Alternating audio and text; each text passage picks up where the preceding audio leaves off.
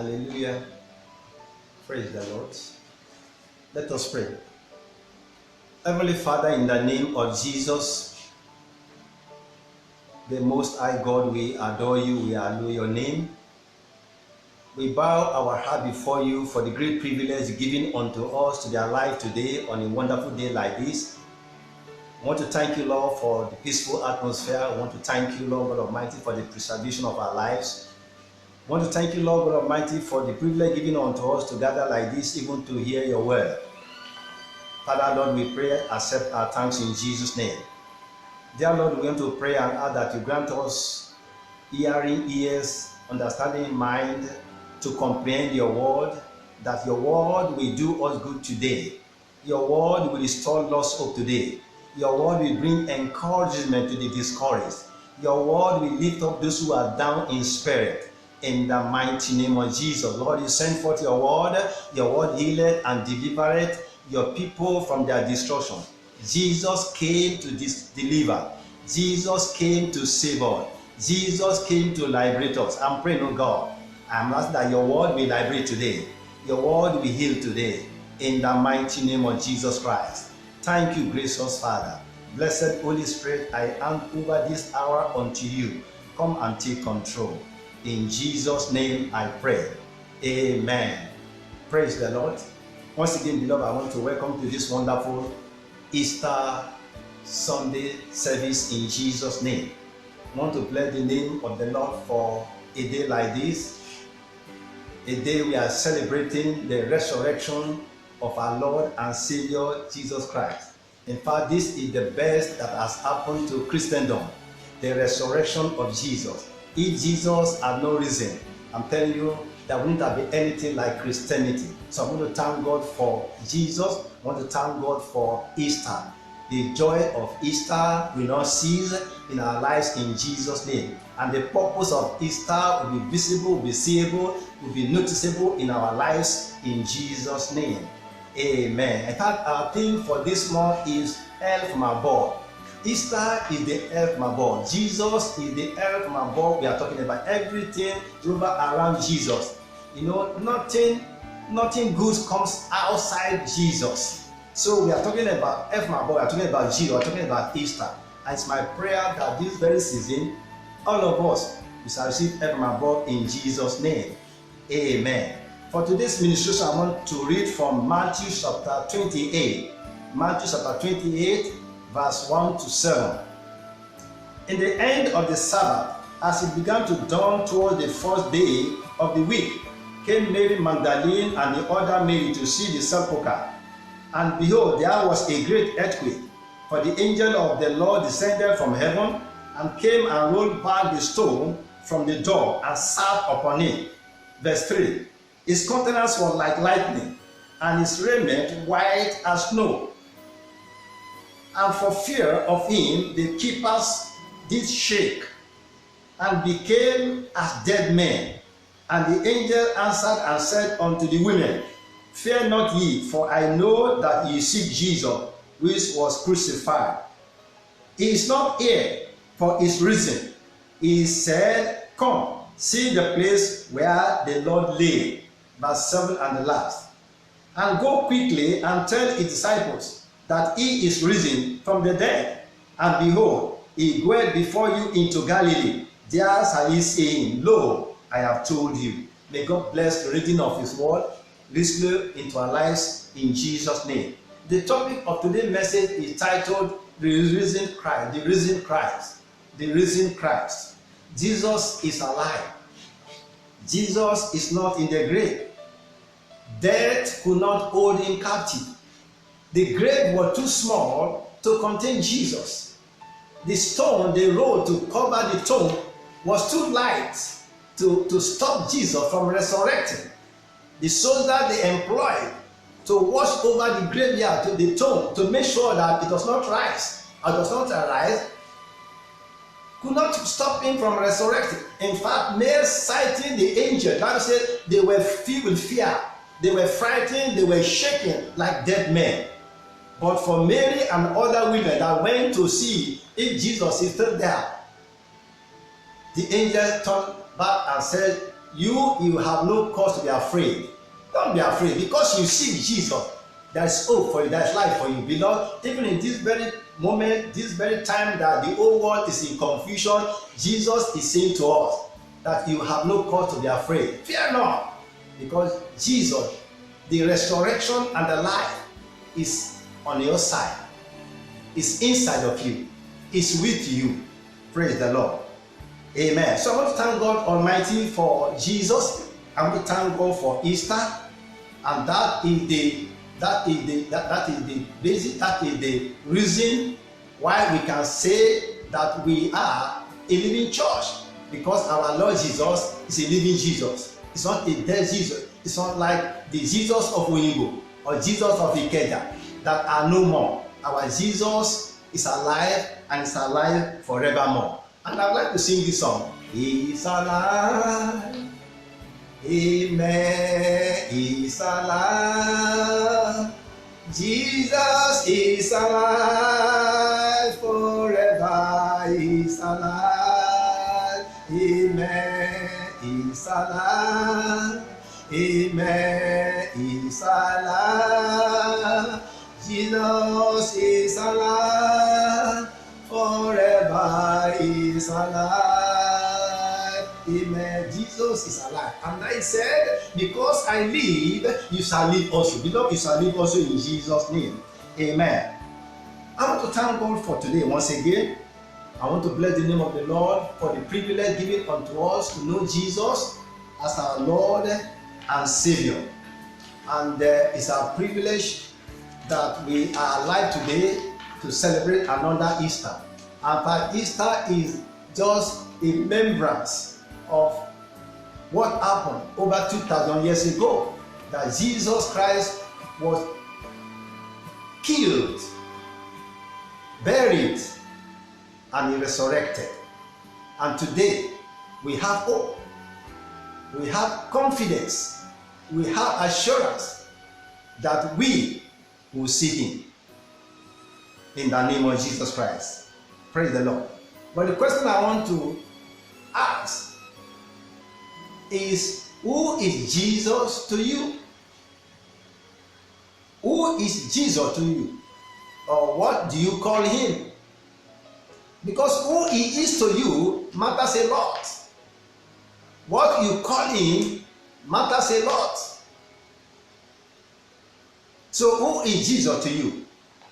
In Matthew chapter 16, verse 14, some said he is John the Baptist. Some said he is Elijah. Some said he is Jeremiah. Some said he is one of the prophets. Some call him the carpenter, the son of Mary. But the question is, who is Jesus to you? What do you call him? But I want to thank God for Peter in the same passage, verse 17 of Matthew chapter 16. Peter said, "Thou art the Christ, the Son of the living God." Thou art the Christ, the Son of the living God. And in verse 17, Jesus responded, and Jesus answered and said unto him, "Blessed art thou, Simon Bar-Jonah, for flesh and blood hath not revealed it unto thee, but my Father which is in heaven." Flesh and blood cannot reveal Jesus to any man. Flesh and blood cannot reveal Jesus. You cannot know Jesus except God has revealed him unto you. You cannot know God, you cannot know Christ except God himself, God the Father reveals him unto you. He said, "Blessed art thou, Simon Bar-Jonah, for flesh and blood hath not revealed it unto thee, but my Father which is in heaven." It's my prayer that God will reveal Jesus to somebody today. It's my prayer that God will reveal Jesus afresh unto us today, in the mighty name of Jesus Christ. Now, what I want to talk about again is, what did Jesus say about himself? What did Jesus say about himself? In John chapter 11, verse 25, Jesus said, I am the resurrection and the life. He declared, I am the resurrection and the life. I am the resurrection and the life. Let me read John 11:25. It said, Jesus said unto her, I am the resurrection and the life. He that believeth in me, though he were dead, he shall live. He shall live. And number 2, what did Jesus say about himself? Number 2, he said, I am he that liveth and was dead, and behold, I am alive forevermore. In Revelation chapter 1, verse 18, he said, I am alive forevermore. I am he that liveth and was dead, and behold, I am alive forevermore. Amen. Jesus is the living Jesus. He said he is the one that was alive, he died, and is alive forevermore. Amen. Number 3, he said, I am the way, the truth, and the life. John chapter 14, verse 6. I am the way, the truth, and the life. And I put something here. I said, it is the living that can give life. It is the living that can give life. If Jesus says, I am the way, the truth, and the life, we can believe him, we can trust him, because he is alive. So it is the living that can give life. Because Jesus is alive, beloved, he's going to give you life. If you receive him, if you believe him, if you accept him into your life, he will give you life in the name of Jesus. And I said, it is the living that can show others the way and say, follow me. It is the living that can show others the way and say, follow me. And I said, it is the living that can declare the truth and live the truthful life for others to follow. It is living that can declare the truth.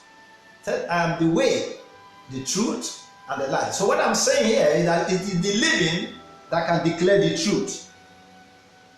And in John chapter 8, verse 32, and said, ye shall know the truth, and the truth that you know will set you free. Not the one you don't know. So the truth you know will set you free. So if you know Jesus, he will set you free. So you shall know the truth, and the truth shall set you free. It's my prayer that during this Easter, as we celebrate Easter, as we remember the resurrection of our Lord and Savior Jesus Christ, may God reveal the truth to you in the mighty name of Jesus. Because it's only the truth that can set you free. Amen. Number 4, he said, I am the light of the world. I am the light of the world. I am the light of no other person. I am the light of the world. In John chapter 8, verse 12, said, I am the light of the world. He that followeth me shall not walk in darkness, but shall have the light of life. Light that gives life. Hallelujah. Wonderful God. Amen. I am the light of the world. He that followeth me shall not walk in darkness, but shall have the light that gives life. Amen. Beloved, Jesus is the light. Jesus is the light. Outside of Jesus is total darkness. Any life outside Jesus is total darkness. You can't see well. You can't see correctly. Amen. And that will negatively affect your perception of life. If you don't have Jesus, if you don't have the light, it will affect your perception about life.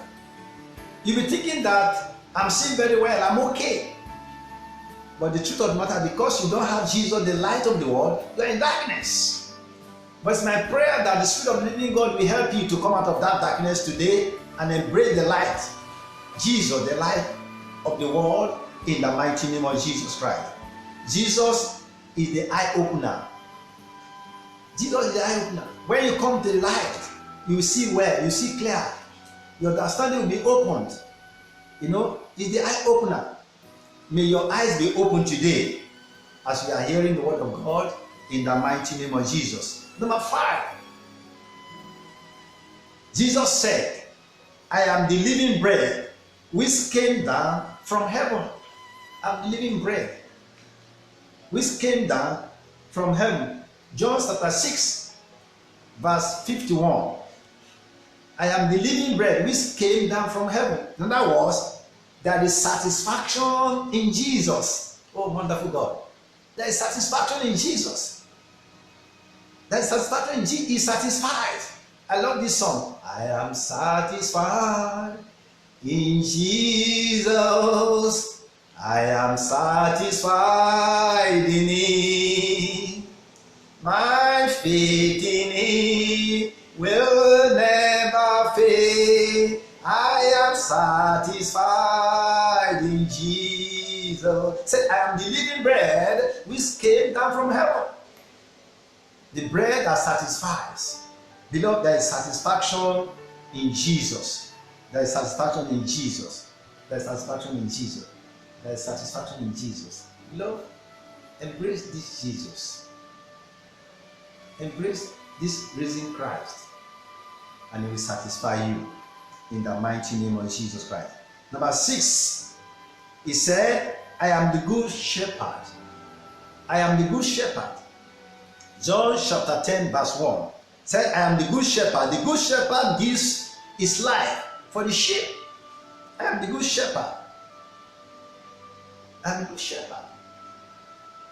Amen. The sheep does not need to introduce himself or himself to the shepherd. The shepherd knows the sheep. And I want to tell you, beloved, this morning that God knows you. Jesus knows you. He knows you by name. He knows you by name. He knows your address, where you live, where you stay. He knows. God knows you. Jesus knows you. And that should be satisfying. That should be reassuring. That should be encouraging that Jesus knows you. Amen. He gave His life for you and I. He gave His life. And that's what we are celebrating today. It's my prayer that the death of Jesus and the resurrection of Jesus shall not be in vain in our life in Jesus' name. His death shall not be in vain in our lives in Jesus' name. Amen. Number 7, and the last under that is, He said, I am the door and the Savior of the world. I am the door and the Savior of the world. John chapter 10, verse 9. He said, I am the door. If anyone enters by me, he will be saved, and will go in and out and find pasture. Amen. I am the door. I am the door. Jesus is the door. Jesus is the Savior of our soul. He is the Savior of the world. In Revelation chapter 3, verse 20, Revelation 3:20 said, Behold, I stand at the door and knock. If anyone hears my voice and open the door, I will come into him and dine with him, and he with me. Jesus said, I stand at the door and I knock. If anyone hears the voice and open, say, we come in and dine with you and you with him. Beloved, you can't afford to miss this wonderful opportunity that the King of Kings and the Lord of Lords singled you out, knocking at your door, the door of your heart, wanting to come in wants to come and abide with you. I plead with you, open the door of your heart and let the King of Glory and let the resurrected Jesus come into your heart, and your life will never be the same in Jesus' name. Amen.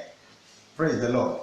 The next point I want to talk about is why is the resurrection of Jesus so important to us? Why is the resurrection of Jesus so important to us? Number one, if Jesus had not resurrected, there wouldn't have been a remission for sin. If Jesus had not resurrected, there wouldn't have been remission for sin. Romans chapter 6 verse 1, verse 9 to 10. 1 Corinthians chapter 15 verse 17. Let me read 1 Corinthians chapter 15 verse 17. And if Christ be not raised, your faith is vain. Ye are yet in your sins. I read it again. And if Christ be not raised, your faith is vain. Ye are yet in your sins. Glory be to God. Glory be to God. Number two, if Jesus had not resurrected, there wouldn't have been a difference between Christianity and other religious bodies or organizations. If Jesus had not resurrected, there wouldn't have been a difference between Christianity and other religious bodies or organizations. Revelation chapter 1 verse 18 said, I am he who lives and was dead, and behold, I am alive forevermore. Amen. And I have the keys of the Hades and of death. Jesus is alive. That is the difference between Christianity and other religious bodies, other religious organizations. Jesus resurrected, but none of the founders of any religious body is alive to say I am alive. Glory be to God. So that is the difference. So it's so important to us that Jesus Christ resurrected on a day like this. Glory be to God. Number three, if Jesus had not resurrected, there wouldn't have been any hope of resurrection for us. If Jesus had not resurrected, there wouldn't have been any hope of resurrection for us. That means once you die, that is the end. But because Jesus resurrected, there is hope of resurrection for us. That we are not going to end up in the grave. We are going to rise again with Jesus. He said, I'm going to prepare a place for you. And after preparing, I will come back again and take you unto myself. That where I am, there you will be also. I'm looking forward to be there one day.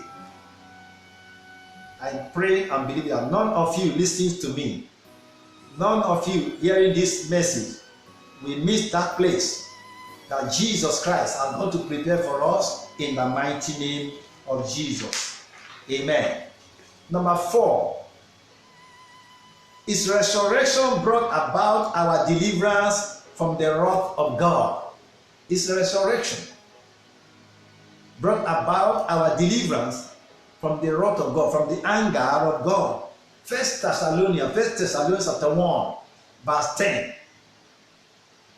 And to wait for his Son from heaven, whom he raised from the dead, even Jesus, who delivers us from the wrath to come. Even Jesus, who delivered us from the wrath to come.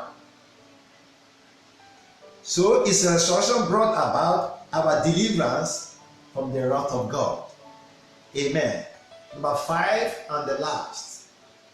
If Jesus had not resurrected, our confession and testimonies would have been in vain. Nothing to prove. It would have been like testimonies, confessions of other faiths that today their founders are not alive, if Jesus had not resurrected, our confession and testimonies would have been in vain. 1 Corinthians chapter 15 verse 15. 1 Corinthians chapter 15 verse 15. Yea, and we have found false witnesses of God, because we have testified of God that he raised up Christ, whom he raised not up, if so be that the dead rise not. I want to thank God that Jesus is alive. Our confession, our testimonies are life testimonies. If he had not risen, it would have been in vain. Praise the Lord. Praise the Lord. Conclusion. Thanks be to God that Jesus is alive forevermore. Therefore, we have the hope that someday we will meet him to part no more.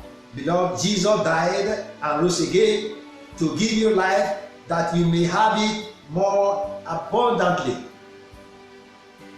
The choice is yours, and you can't afford to miss this unique opportunity to make that good choice by receiving Jesus into your life. And to us as believers, it's a time to renew our relationship with Christ.